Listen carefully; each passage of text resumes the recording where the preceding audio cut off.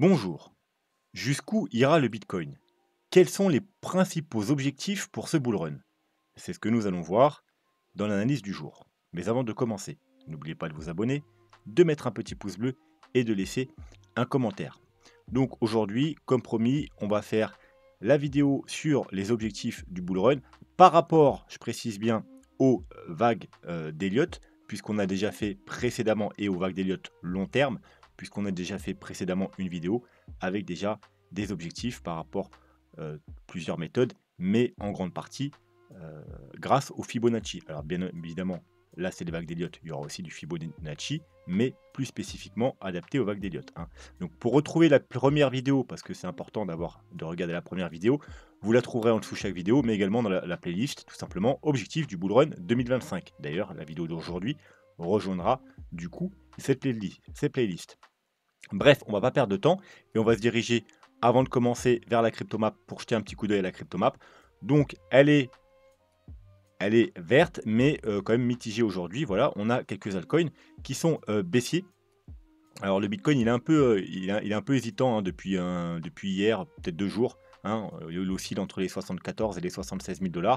Du coup, voilà, il y a un peu d'hésitation, donc on a des petits altcoins dans le rouge, mais rien de grave, parce que si on regarde la semaine, eh bien, c'est une semaine extrêmement verte et on a même des altcoins qui performent très bien. Alors on a Grass que je connais pas avec 155, mais on a Nero à 54, Ray à 53, on a Crow qui se réveille à 54, bon, etc., etc., on va pas tous les faire, mais voilà, c'est une très belle semaine.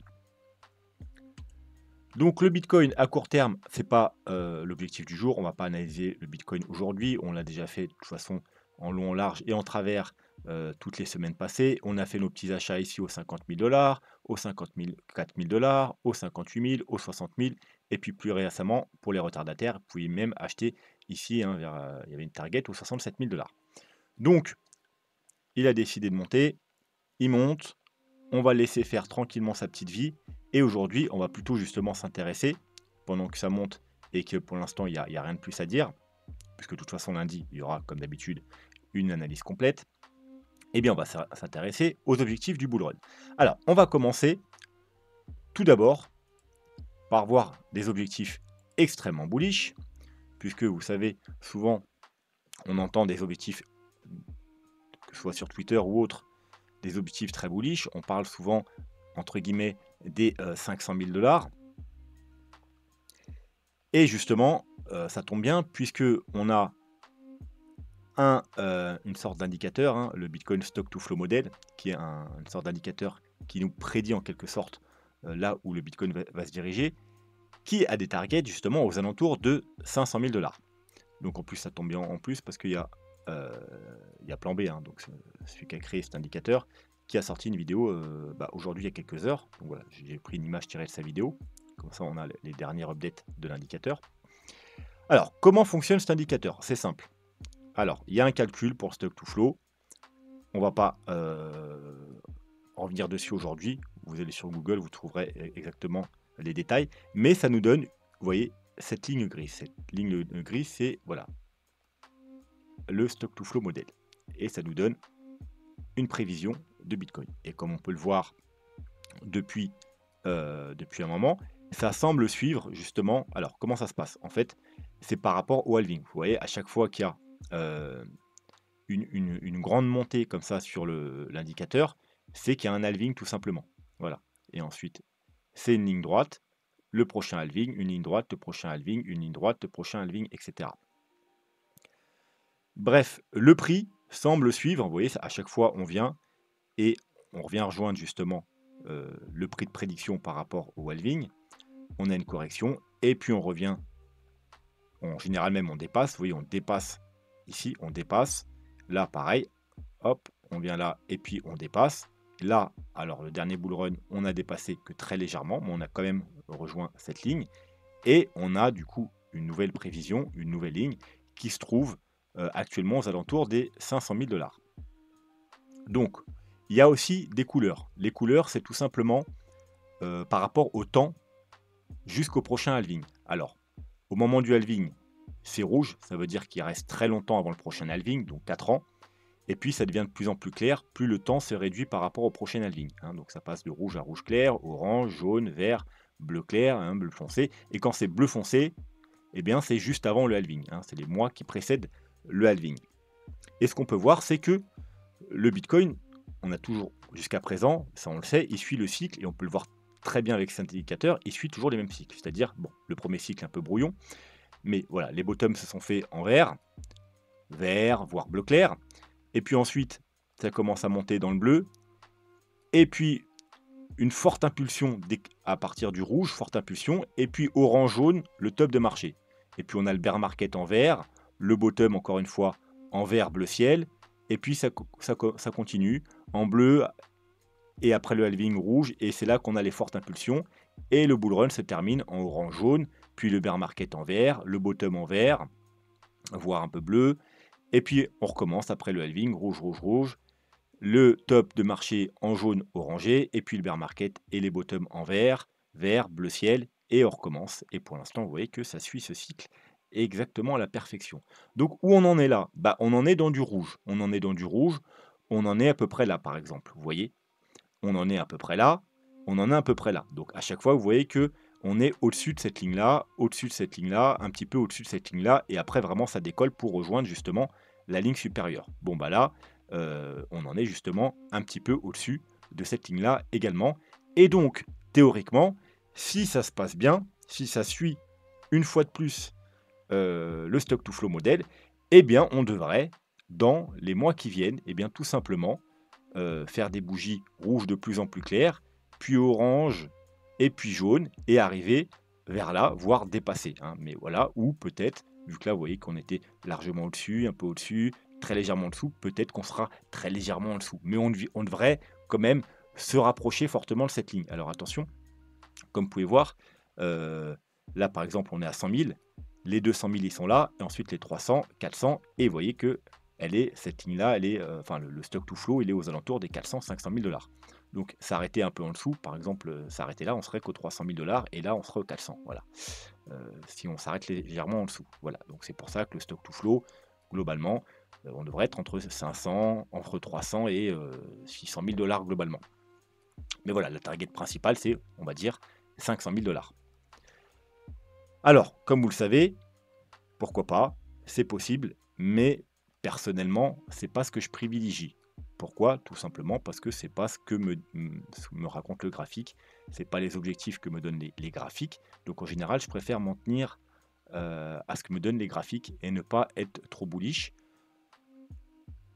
Il arrive rarement que je me trompe, que ce soit dans les analyses ou même quand je vous fais des prévisions par rapport un peu avec mes feelings ou toutes les données qu'on a externes au Bitcoin. Mais ce coup-ci, j'aimerais beaucoup me tromper. Voilà. Encore une fois, moi, je pense, c'est pas ma target que je privilégie. Je dis pas que c'est impossible hein, qu'on atteigne ces valeurs. C'est tout à fait possible. C'est juste que, voilà, en termes de probabilité, c'est pas le scénario où je vais donner le plus de probabilité. Je veux dire, en étant très bullish, en étant très gentil, voilà, en étant un peu foufou, je lui donnerais de l'ordre de 20% de probabilité que ça se produise. Voilà. Et 80% que ça ne se produise pas. Donc voilà, c'est pas impossible. On n'est pas non plus du 1 ou 2%. Voilà. En étant très gentil, je lui donne un grand max 20% de probabilité. Mais voilà, encore une fois, je serai le premier content si ce coup-ci je me trompe totalement et que ce plan est respecté. J'en serais totalement ravi. Donc voilà. Et voilà, je serais même content de vous dire que je me suis trompé et que en fait ce scénario était le bon. Mais quoi qu'il en soit, aujourd'hui, on va voir des scénarios eh bien, plus raisonnables et plus probables.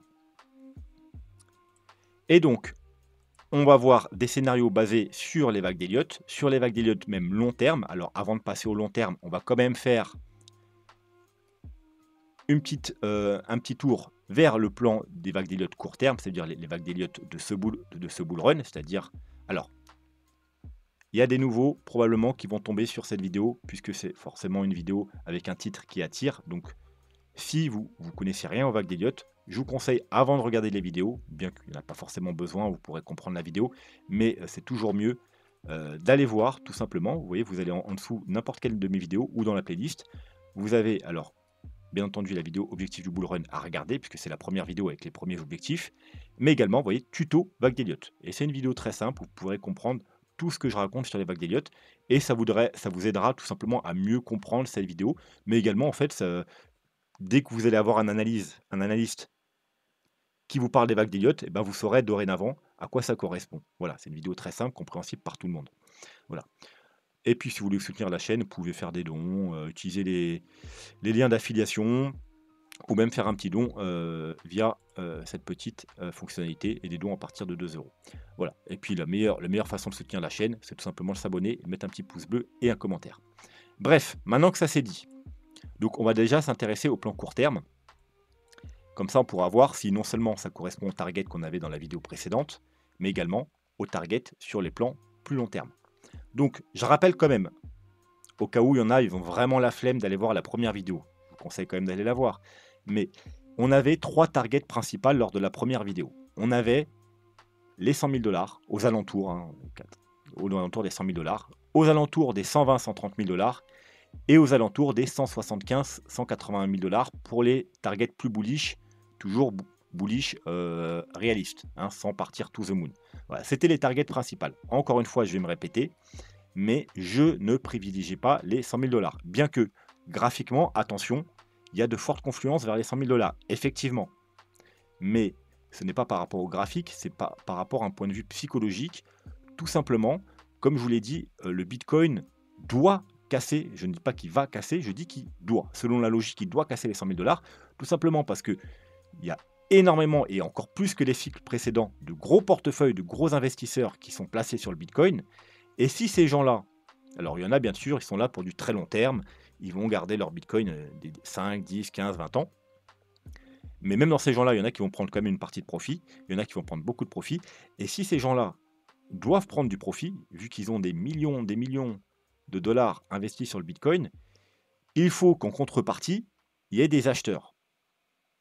Sinon, si vous avez beaucoup de gros vendeurs avec des gros portefeuilles qui vendent du Bitcoin, par exemple, vers les 100 000 $, le prix il va chuter drastiquement et rapidement, et donc ils ne pourront pas vendre leur Bitcoin à 100 000 $, puisqu'il va chuter très vite. Donc ils vont en vendre un petit peu à 100 000 $, et puis à 90, à 80, à 70, 60, 50, c'est pas ce qu'ils veulent. Eux, ils veulent vendre du Bitcoin à 100 000 $ et plus. Pour ce faire, il faudra un afflux de liquidités acheteuses pour compenser leur vente. C'est ce qu'on appelle en général une distribution, un peu comme c'est fait ici. Vous voyez, on a distribué le prix. Pendant toutes ces périodes, les gros portefeuilles ont vendu à tous les nouveaux arrivants. Et ces nouveaux arrivants, ils vont arriver quand? Et la grosse majorité va arriver quand on va casser justement ce fameux 100 000 $ psychologique, une fameuse target qu'on entend depuis des années,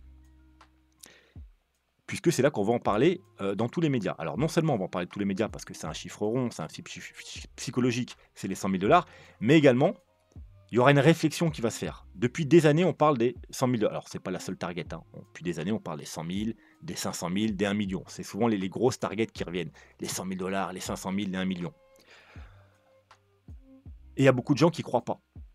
Seulement lorsqu'on va casser les 100 000 $, tous ces incroyants qui n'y croient pas, eh bien, ils vont finalement par se dire « Putain, c'est con, ils avaient raison.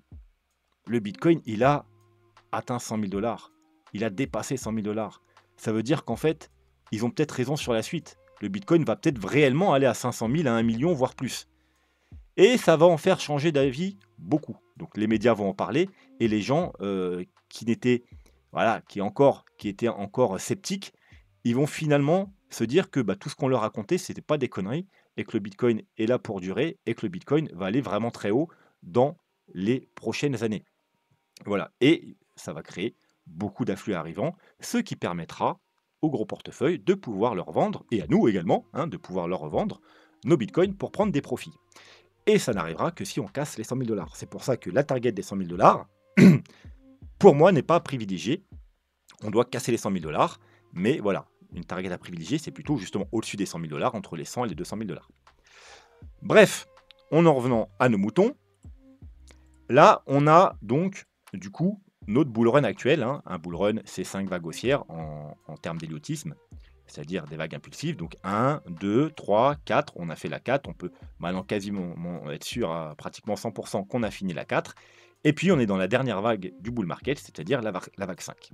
Donc tout simplement, on peut déjà faire des objectifs par rapport... Alors, je vais répondre en même temps là à une question qu'on m'a posée sur Twitter aujourd'hui. On m'a balancé sur Twitter une question avec une analyse d'un mec qui faisait justement des projections et qui disait que le bull run s'était terminé, on avait atteint un peu de choses près, hein, on peut peut-être monter encore un petit peu plus haut, mais les objectifs. Alors cette personne utilise la première méthode de calcul de projection, c'est-à-dire la première calcul, mais qui n'est très peu fiable sur des marchés très haussiers et très fortement haussiers, c'est le calcul de calculer une vague 5 par rapport à la vague 1. Vous savez que pour calculer une vague 3, on vient en bas de la 1, en haut de la 1, en bas de la 2, ça nous donne les objectifs de la 3. Bon, bah, la même méthode s'applique pour calculer une vague 5, mais au lieu d'aller au bas de la 2, eh bien, on va au bas de la 4. Voilà.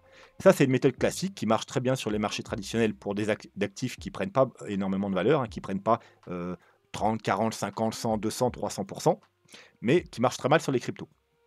Donc, je vais quand même vous montrer. Le premier objectif pour une vague 5, qui est un objectif normalement qu'on ne prend pas trop en compte, c'est vraiment très bearish, c'est les 0,618. En général, on ne prend pas compte. Donc, les objectifs à surveiller, normalement, c'est entre les 1, vous voyez les 1 là, et les 1,618. Vous voyez, je vous l'ai mis le petit carré là. Donc, premier objectif, 64 000 $. Et deuxième objectif, un objectif bullish, c'est 74 000 $. Voilà. Donc, cette personne a dit on a atteint l'objectif bullish par excellence. C'est très rare qu'on dépasse les 1,618 pour une vague 5. Donc, il y a de très fortes chances que le bull run soit terminé et qu'on n'aille pas beaucoup plus haut. Alors attention, les objectifs des vagues d'Elliott, en général, vous savez, ça marque les gros niveaux de résistance. En général, on ne s'arrête pas pile poil dessus. On fait des mèches, hein. C'est surtout les clôtures de bougies. Ça va le niveau qui va faire résistance sur du long terme, sur plusieurs semaines, plusieurs mois. Mais à court terme, on fait souvent des mèches au-dessus de ces niveaux-là. Vous voyez, mais en général, les clôtures, ça redescend après très vite en dessous de ces niveaux. Donc voilà. Donc globalement, on a atteint presque le pic du bull run.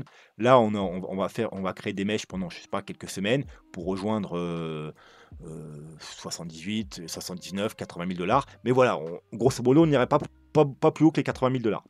Voilà. Donc oui, mais non, parce que comme je vous dis, cette méthode de calcul pour une vague 5, c'est très mauvais pour les cryptos. Donc, il faut prendre la deuxième méthode, ce qui est ma méthode, qui est non pas de calculer une vague 5 par rapport à la vague 1, parce que cette méthode, dès qu'on a une vague 3 assez forte, eh bien, elle est totalement voilà, invalide. Donc, tout simplement, eh bien, on prend une prolongation, et c'est ce qu'on va faire à chaque fois aujourd'hui. Donc, je vous le montre une fois, je ne remonterai pas pour les prochaines. On part tout simplement en bas de la vague 2, on va en haut de la vague 3, et puis en bas de la vague 4. Et là, ce qu'on va voir, c'est que ça nous donne des objectifs totalement différents. Alors, on a toujours nos 0,618 à pas privilégier. Alors, je l'ai quand même mis, c'est pas à privilégier. Justement, c'est aux 19 000 $. Hein, voilà. Donc, ça pourrait correspondre justement à sa target avec la première méthode. On irait un peu plus haut, petite mèche, 79 000 $, et puis c'est terminé. Bon, c'est pas à privilégier. Pourquoi? Parce que cette target-là, des 0,618 pour les vagues 5, moi j'appelle ça l'objectif tronqué parce que là, vous voyez qu'elle est légèrement au-dessus du top de la vague 3, hein, pas beaucoup plus haut. Mais des fois, selon la force de la 3 et de la 4, elle est en double top. Et des fois même, cette target des 0,618, elle est en dessous du sommet de la vague 3. Hein, et donc, ça devient une 5 tronquée. C'est pour ça que je dis, en général, cette target, on ne la privilégie pas parce que la plupart du temps, elles sont en double top, légèrement plus haut ou légèrement plus bas. Donc, c'est vraiment pas surtout dans un bull market, une target à privilégier. Donc, elle y est quand même là, affichée, mais c'est pas à privilégier. Ensuite, on a une 1, target classique. Et on a 1,68, target bullish. Après, bien sûr, on a des targets vraiment très bullish qui ne sont pas privilégiés parce que c'est très bullish chez plus rare. C'est-à-dire les 268, 358. Et puis au-dessus des 358, c'est vraiment des trucs extrêmement rares, irréalistes. Donc, notre target première classique, c'est justement les voilà, aux alentours des 99, 100 000 $. Et encore une fois, c'est une target à privilégier par rapport aux extensions Fibonacci. Si je la privilégie pas, c'est juste d'un point de vue psychologique. Et ensuite, on a nos 1,68, donc une target bullish, donc à privilégier dans un bull run aussi, qui se trouve au 128, 129 000 $. Pratiquement, on va arrondir à 130 000 $. Donc moi, c'est ma target privilégiée, tout simplement vu que je ne privilégie pas celle-là. Et donc ça, c'est une target aussi, très, très répandue aussi, 1,68. Et c'est moi la target que je vais privilégier, donc aux alentours des 130 000 $. Ça tombe bien parce que vu qu'on a déjà commencé cette vague 5, on a des sous-vagues. Et j'ai déjà fait une projection par rapport au sous-vague. Alors les sous-vagues, c'est rose, 1, 2, 3, 4, 5. D'ailleurs, la sous-vague, la 3 là, de la rose, elle est aussi décomptée en petites sous-vagues, mais on s'en fout de ça aujourd'hui. Et du coup, bien entendu, hein, les targets finales de cette rose, les targets où on pourra vraiment avoir une précision chirurgicale, ce sera lorsqu'on a fait que cette vague 4 et qu'on aura commencé la vague 5. Du coup, là, je pourrais vous donner des targets ultra précises. Pour l'instant, c'est une projection parce qu'on n'a pas encore fini la 3 ni la 4. Donc, c'est juste, j'ai déjà calculé la target de la 3 par rapport à la 1, puis la 4, et donc ensuite la 5. Mais si on a une 3 beaucoup plus bullish, parce que là, c'est des projections classiques que j'ai fait, et une 3, ça peut être vraiment très bullish, eh bien les targets seront plus hautes. Mais comme je vous dis, ça on verra ça quand on sera là. Là, c'est des targets provisoires, mais qui vont être quand même très proches de la réalité. Et donc cette target plus précise hein, que les targets jaunes, puisque c'est des sous-décomptes, nous donne des targets ici. On a les 1 et 1,61,8, toujours nos targets principales. Donc qui sont exactement aux 116 000 $ et aux 133 000 $. Et comme vous pouvez voir, ça encadre parfaitement ma target principale. Donc, c'est-à-dire on a une confluence entre les targets des grosses vagues en jaune et de sa sous-vague en rose. Donc, encore une fois pour ça, c'est bien cette target qu'il faut privilégier, puisque pour l'instant, les vagues roses nous montrent qu'on ne va sûrement pas s'arrêter là, et probablement pas là non plus, mais que la target est là, et donc c'est la target à privilégier. Comme je vous ai dit, on peut aller plus haut, on pourrait pourquoi pas aller rejoindre les targets plus bullish ici, aux 177 000 $. C'est d'ailleurs, rappelez-vous ce que je vous ai dit en début de vidéo par rapport à la vidéo précédente, une de nos targets principales, hein, on a les 120, 130 et ensuite 175, 180. Donc ça coordonne encore, mais c'est pas privilégié. Voilà. Donc ça, c'est pour le court terme. Enfin, le court terme, ce bull run. Maintenant, on va voir les targets par rapport aux grosses vagues, ça veut dire de toute l'histoire du Bitcoin. Donc, on a plusieurs scénarios. Hein, parce que je vous rappelle, en vague d'Elliott, un scénario, il s'annule quand il ne respecte pas certaines règles. C'est-à-dire que pour un même mouvement, certains pourront voir un scénario, d'autres un autre, et on ne peut pas dire que leur scénario est mauvais si il enfreint pas les lois des règles des vagues d'Elliott. Alors, les scénarios que je vais vous montrer, je n'ai pas été tous les décortiquer pour voir s'ils respectent les lois ou pas. De visu, ils semblent tous à peu près bons, mais en fait, il faudrait aller dans les détails, ça prendrait beaucoup de temps. C'était pas le principe du jour. Là, j'ai pris les 3 scénarios, 4 peut-être même, qui circulent le plus sur les réseaux. C'est-à-dire que si vous voyez un scénario long terme sur le Bitcoin, il y a 95% de chances que ce soit un de ces 4 scénarios, tout simplement. Donc j'ai pris les 4 et on va voir les objectifs de ces 4 scénarios, tout simplement. Donc le premier scénario, tout simplement, on a le début du Bitcoin en 2009, on a une première vague haussière, vous voyez. Donc voilà, une vague 2, une vague 3, une vague 4 et une vague 5 qu'on a terminé en 2021 lors du top du dernier bull run. Et c'est fini, et du coup, on a une correction, et là, on entre dans un nouveau cycle. Donc, vous savez que c'est comme des poupées russes, 1, 2, 3, 4, 5, ça forme quoi? Une grande vague 1. On a fait une grande vague 2, et puis là, on est dans une vague 3, on aura une vague 4, et puis une vague 5. Alors, il y en a qui pourront se dire, oh, la 3, elle a l'air vachement courte par rapport à la 1, enfin, elle a l'air de pas monter très haut, et tout. N'oubliez pas on est en logarithmique. Hein. Si j'enlève le logarithmique, voilà, hein, on a la vague 1 là, la vague 2 là, et regardez la 3. La 3, elle va bien haut. Hein. La 3, elle va haut. Voilà, la 3 va bien haut. Puis la 4 et puis la 5, elle va aussi très haut. Voilà. C'est juste que comme on est en logarithmique, ça aplanifie les choses. Et donc, on peut avoir l'impression que la vague 3 va pas haut, mais c'est parce qu'on est en logarithmique. Quoi qu'il en soit, le calcul est le même que je vous ai montré précédemment. Hein, prolongation, bas de la vague 1, haut de la vague 2, et haut de la vague 1 et bas de la vague 2. Et puis c'est une 3, donc les 3, c'est pas une 5. Une 3, la première target d'une vague 3, c'est les 1,61,8. Puis on a les 2,61,8. Et ensuite, on a les 3,61,8, 4,61,8 qui ne sont pas des targets à privilégier. C'est très bullish. Et on peut même aller plus haut. On appelle ça une 3 en extension. C'est plus rare, mais ça arrive. Quoi qu'il en soit, les targets principales, donc, 1,61,8, 2,61,8, c'est tout simplement le petit rectangle qui est ici, 1,61,8, donc qui se trouve aux 124 000 $, et on retrouve encore nos cibles entre les 120 et 130 000 $. Et deuxième target, 187 000 $, donc on retrouve encore une fois notre cible aux alentours des 180 000 $. Donc ça semblerait être en confluence avec les plus petits time frames. Et puis, on a des targets effectivement beaucoup plus bullish, hein, extrêmement bullish, pas à privilégier, qui sont les 368, excusez-moi, qui sont 267 000 $. Et pour finir, la dernière target classique, ensuite on dit que la 3 est en extension, c'est quelque chose de plutôt rare, qui est aux 333 000 $. Voilà. Mais donc, retenez bien, 130, 180, 190 000 $. Voilà. Pour ce premier scénario. On a maintenant le deuxième scénario. Alors, le deuxième scénario, on a une vague 1, une vague 2, une vague 3, une vague 4. Mais là, ce coup-ci, la vague 5 ne termine pas ici. Elle termine, elle n'est pas terminée. Voilà. Elle n'est pas terminée. Pourquoi? Parce que on l'a sous des comptes comme ça, la vague 5. 1, 2, 3, 4 et 5. Alors, comme vous savez, une 4 ne doit jamais dépasser la 1, mais la 1, elle s'arrête à 14 000. La 4, je crois que c'était 15 400. Donc, le scénario ne s'invalide pas, il n'enfreint pas la loi, même si la 4, elle est quand même vachement profonde, puisqu'on avait déjà une 2 vachement profonde. Une 4 vachement profonde, c'est assez rare. En général, quand on a une forte 2, on a une faible 4. Mais c'est juste une déduction générale. C'est pas une règle, c'est pas obligatoire. Donc, elle n'enfreint pas les règles, donc pourquoi pas, hein, c'est pas un scénario que je vais privilégier, mais pourquoi pas. Donc là, du coup, on peut même avoir double objectif. On a l'objectif 1, 2, 3, 4, 5 de cette vague 5 en blanche, et on peut avoir l'objectif de cette vague 5 jaune.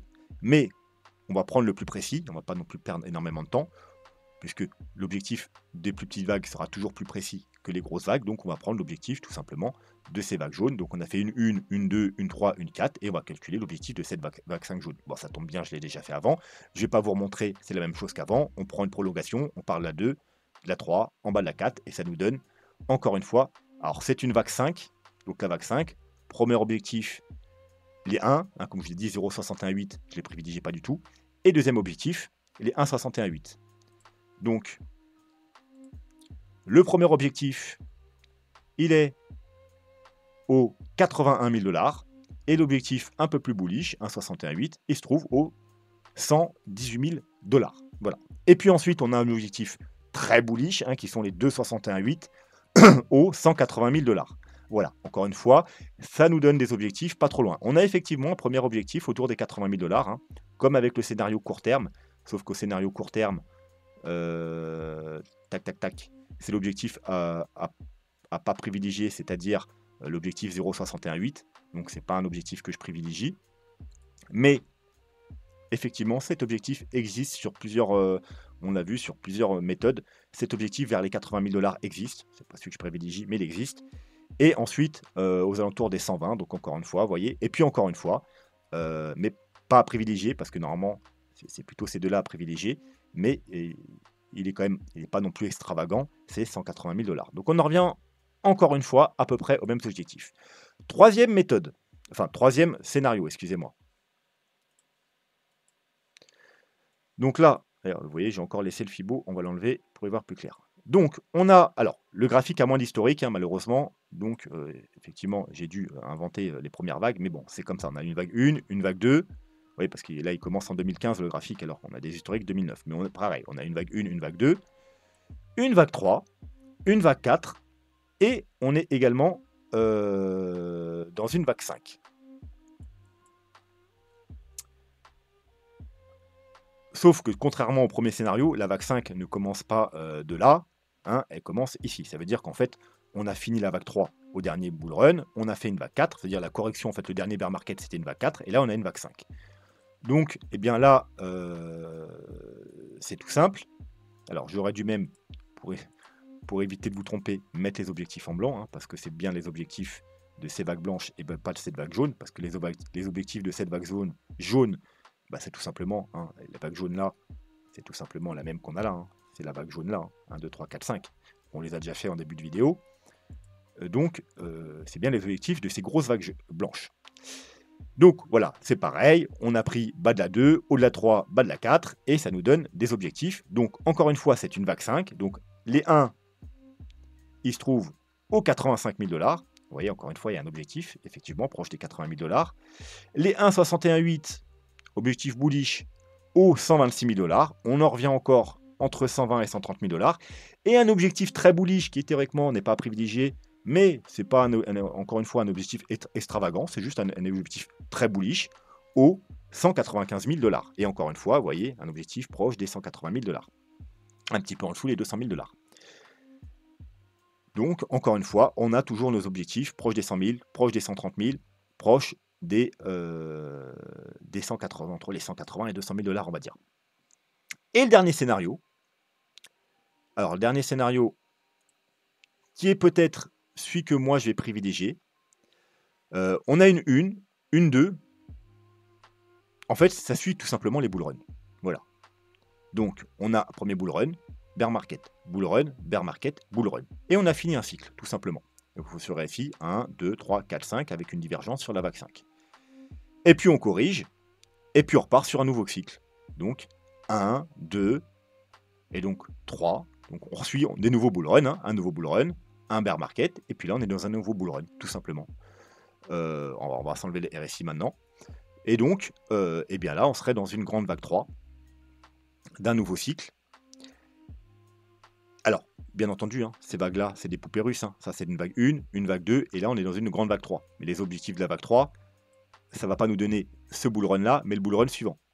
Donc, ça ne nous intéresse pas pour le moment. Ça nous intéressera au prochain bull run. Si ce décompte est bon, au prochain bull run, on pourra calculer 7,5 et on pourra également calculer 1, 2, 3. La grande 3 des vagues supérieures. Aujourd'hui, ça ne nous intéresse pas parce que nous, c'est ce bull run qu'on veut. Hein. On pourra le faire pour s'amuser dans une prochaine vidéo, mais pour l'instant, on s'en fout. Donc, j'ai refait la même chose. Bas de la 1, excusez-moi. Bas de la, oui, c'est ça. Bas de la 1, haut de la 1, bas de la 2, et ça m'a donné des objectifs qui sont ici en jaune, et encore une fois, j'aurais dû les mettre en blanc. Voilà. Et donc, premier objectif, donc c'est une 3. Donc, premier objectif, c'est Fibo 1,61,8, donc 123 000 $. Alors, je vous remonte encore une fois. Hein, voilà. Prolongation. On part du bas de la 1. On monte en haut de la 1 et on va en haut de la 2. Et on a le premier objectif 1,61,8, deuxième objectif 2,61,8 et ensuite des objectifs plus bullish, etc. Voilà. Toujours la même méthode. Donc, on a dit premier objectif 123 000 $. On est encore une fois aux alentours entre les 100 et les 130 000 $. Deuxième objectif qui sont les 2,61,8, donc un objectif courant aussi pour une vague 3. Hein, 184 000 $. On est encore une fois aux alentours de nos 180 000 $. Et des objectifs plus bullish qui ne sont pas irréalistes pour une vague 3, si on est dans une vague 3, puisque, voilà, un peu plus rare, mais pas du tout extravagant, qui sont les 250 000 $ et les 318 000 $. Bien entendu, on peut avoir une 3 en extension qui dépasse ces objectifs. Alors, je vous ai dit 368 et 468. Voilà. Après, c'est des extensions. Donc, c'est plus rare, pas privilégié. C'est possible, mais c'est pas privilégié. Voilà. Mais les objectifs vraiment privilégiés, encore une fois, en étant réaliste, ça reste les 1,61,8 et les 2,61,8, c'est-à-dire soit aux alentours des 120-130 000 $, soit des 190 000 $. Pour rigoler, hein, je sais qu'il y en a bien, voilà. Si, vu que c'est mon scénario préféré, bah du coup, ça tombe bien, vu qu'on a 1, 2, 3, 4. Bon, j'ai pris le scénario le moins bullish. Ça veut dire que la 3, elle rejoindrait que les 1,68, les 123 000 $. Bon, on sera déjà content, c'est déjà bien. Eh bien, je vous ai donné la 4. Bah oui, une fois qu'on a la 3, on peut calculer la 4. C'est-à-dire le prochain bear market. Donc, si jamais ça respecte ce scénario, et qu'on va que, enfin je dis bien que, entre guillemets, hein, aux 123 000 $, c'est-à-dire qu'on va pas là, eh bien le prochain bear market, les targets seront entre 42 900, donc 43 000 $, et 54 000 $. Voilà. Donc, acheter du Bitcoin maintenant, finalement, si on va que là, bah c'est pas intéressant. Bon, vous le savez déjà, hein, nous on n'achète plus de Bitcoin, hein, nous on a acheté notre Bitcoin aux 20 000, aux 15 000, aux 25 000. Voilà, après on a pris des trades beaucoup plus hauts, mais nous, grosso modo, on a accumulé toute cette période. Hein, voilà, on a eu un an pour accumuler aux alentours des 20 000 $. Donc, on a fait nos achats depuis longtemps. Les retardataires pouvaient acheter là aux alentours des 50 000 $. Voilà, mais voilà, théoriquement, acheter maintenant, bah, c'est moins intéressant parce que si on va qu'aux 123 000 $, eh bien, dans 2 ans, vous pourrez racheter du Bitcoin entre les 40 et entre les 40 et les 60 000 $. Voilà, bon, bien sûr, il faut être patient. Et bien sûr, en achetant maintenant, surtout si vous êtes trader et pas investisseur, vous pourrez quand même faire des gains intéressants, bien entendu. Mais pour du très long terme, hein, ceux qui veulent investir sur du très long terme, bah, finalement, ce serait plutôt que d'acheter maintenant, par exemple, si vous vous demandez ce que je dois acheter maintenant, bah, c'est peut-être plus prudent d'attendre le prochain bear market. Après, bien entendu, hein, alors on va faire tout de suite le calcul si ça vous intéresse. Imaginons, on ne s'arrête pas aux 123 000 $, mais qu'on va à la target suivante, c'est-à-dire les 185 000 $.